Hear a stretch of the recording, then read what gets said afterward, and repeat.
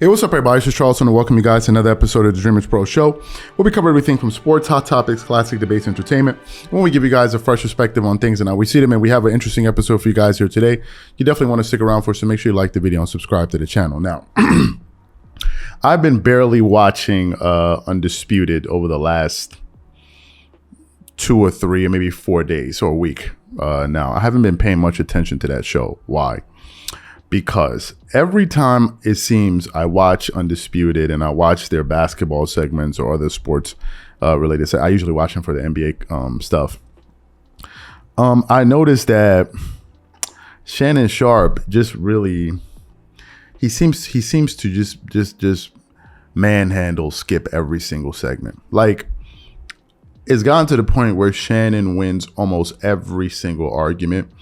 And whenever like Shannon Sharpe starts to make his point, Skip usually comes back with some type of weak, lame, rebuttal. He'll usually say, when Shannon gets him, he'll say, And I'm like, that's it? You have nothing else to say to him? And to me, it's not fun. For me personally, I don't enjoy a one-sided match. I think people like to see competition, and when you go into these debates, like, there's so many opportunities where Skip has an opportunity to really get back at Shannon, and he just misses it, like, almost all the time. So this morning I was going through our Instagram, and we got we got a message from one of our viewers, and he sent us a clip, and he was like, hey, can you check out this clip of Skip and Shannon going at it? So I started watching the clip on on YouTube. And it was something pertaining to, the Kevin Durant situation. I believe it was from their show yesterday. And as I was watching the video, I was like, what am I even watching right now? This is not even a debate. It's just manhandling Skip at this point, right? I'm like, what? And then the thought that came to my mind was like, this is exactly what I've been talking about. This is exactly what I've been talking. It's just another latest example of what I mean. So for those of you who really don't understand what I'm talking about or may be unaware of this particular example, what we want to do is we want to play this exchange between Skip and Shannon. And what I want you guys to pay attention to is how Shannon rapid fire sends his points to Skip, and how Skip just seems to not be able to either keep up with the pace of Shannon or be able to respond to anything that he's saying in a way that makes a viewer like me say, okay, that was a good comeback, right? So what we want to do is play that clip for you guys, and we'll come back and react to it. So take a listen to that. Burning falling embers and saved everybody from themselves. Skip, they got swept. Let me ask you a question. You keep talking about James Harden. Blame James Harden. Blame Kyrie. Is Kevin Durant the best player or not? Yeah, it's a simple I don't want to hear anything about no vaccine. I don't want to hear anything about vaccine. I don't want to hear anything about James Harden. Well, you're going to hear about it because you told me all year long, Kyrie, they're sick and tired of his bull jive, and they were. If Kyrie, Skip, okay, you can be sick and tired of somebody bull jive. Is KD the best player in the NBA? Yes or no? Because if he is, I need you to hold him to the same standard that you hold LeBron to. That's all I'm asking you to do. Is he the best player? Yes or no? Absolutely. And he proved it 2 playoffs ago, where he nearly beat the Milwaukee Bucks, the eventual champions, by himself. Skip, you sound ridiculous. Skip, you sound foolish. No, you sound absolutely foolish. Right. Talk about what a man almost did. Hold on. You talk about what a man almost did. Now, your logic, you said when Kevin Durant went to LeBron's house and beat him, that made him the best player. Giannis did the exact same thing to Kevin Durant, yet you still say Kevin Durant is better than Giannis. So how can it be? KD was better than LeBron by going to his house and beating him, but Giannis isn't better than KD by going to his house and beating him. Kevin Durant scored 48 in Game 7, and he hit one of the great clutch shots in the history of basketball. And he had a toenail on the line. A toenail. Skip. If not for the toenail on the line, they're going to go win the NBA championship with him going solo. Did they win the game? That's how great he was. Skip, sports is about wins and sports are about wins and losses. Michael Jordan scored 63. They lost. Devin Booker scored 70 and they lost. At the end of the day, I need to know one thing. Did you win or did you lose the game? That's all I need to know. And they lost. And you keep talking about a toenail. You keep talking about a pedicure, a manicure, a size 17 shoe. It does not matter. He lost. And what I can't understand for the life of me is what you beat Steph Curry up for by having a 3-1 lead and losing it.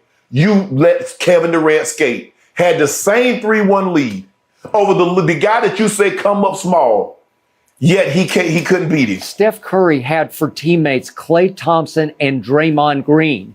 Kevin was stuck with Westbrook. It's as simple as that. Period. End of story. I'm right again. I guarantee you, in 2016, nobody would say Klay Thompson or Draymond Green was a better player than Russell Westbrook. Tell me one general manager that would have said Klay Thompson or Draymond Green is better than Russ. The smart ones would have. The smart ones would have.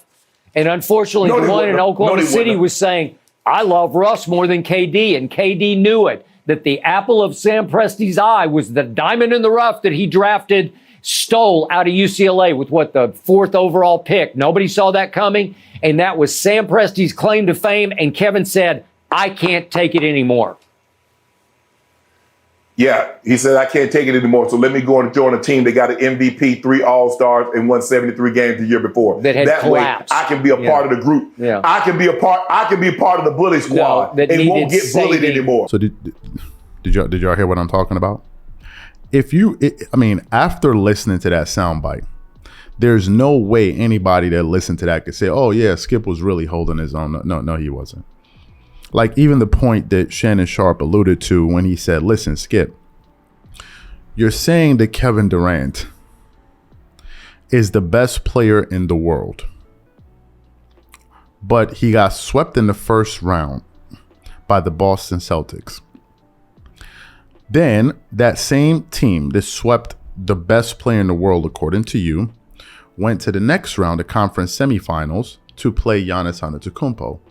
Giannis, who you believe is not the best player in the world, took that team without his second, all-star and Chris Middleton, real running mate, 7 games. He was able to do, for the simple fact that he won a game in that series proves to you that he's better than KD, if you're supporting Giannis.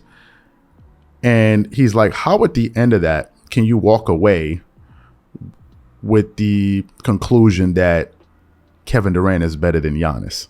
Like, how do you make that exception? And basically what Shannon is saying is, how do you make up all of these excuses, all of these exceptions for KD, but you don't make them for other people? And you know what? That is a very good point. And it was something that I hoped Skip was able to respond to in a coherent way. And Skip had absolutely nothing to say. Absolutely nothing to say. And what you just saw there is what happens literally all the time. The other day they were arguing about Jordan versus LeBron, and they were talking about with some quotes that Isaiah Skip didn't have one single good rebuttal. It was like, I'm watching this, and to me, maybe as someone that's that's in the niche that covers the NBA, maybe I'm a little bit more invested and emotionally invested into it. But I'm like, if you're arguing those points to me, man, I got like 20 points in my back pocket ready to send right back at you, right? Like you bringing up this point, I'll bring up that point, right? And Skip missed the marks. He just, to me, he just seems overmatched. That's what it seems like to me. It's not fun to watch, in my personal opinion, right? If we're just analyzing this thing analytically, it's just not fun to watch. Now, maybe if we're looking at it from its entertainment, but then again, I think entertainment has to do with when, if you're watching a competition where 2 adversaries are going at one another, it's entertaining when there's a competition where both sides are kind of evenly matched. But if it's just one guy being up, that's not entertaining. That's not fun to watch, right? That's not fun to watch. So to me, I just think it's the latest example, and I can't watch it. And I'm sorry, just me. Maybe when the season starts, they'll have something interesting to say. But these days, nowadays, man, it's just terrible to watch. He was manhandling him in those clips, and that's just one example. So the question to you guys is this: what percentage of the debates do you think Shannon Sharpe wins when he goes up against Skip? I think it's like 90%, or like 85, 90%. So whatever you guys think, please leave your thoughts and comments in the comment section, and we catch y'all on the next episode.